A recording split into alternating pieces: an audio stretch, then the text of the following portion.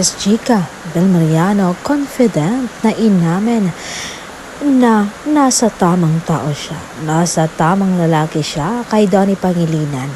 Sabi niya, when love doesn't hurt, minsan hindi mo kailangan ng grand gestures para malaman kung tama ang taong kasama mo.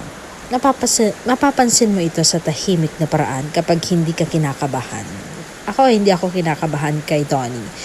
Hindi ako nag-iisip ng words at hindi ako natitrigger ng mga bagay na dapat hindi ko iniintindi. Ang tamang tao, hindi ka ginagawang selosa. Ginagawa kang kampante. Hindi ka pinapapapili sa pagitan ng pagmamahal at katahimikan. Binibigay nila pareho. So that is peace. Peace is the real love language. And yan yung binibigay sa akin ni Donnie. Maraming salamat sa kanya.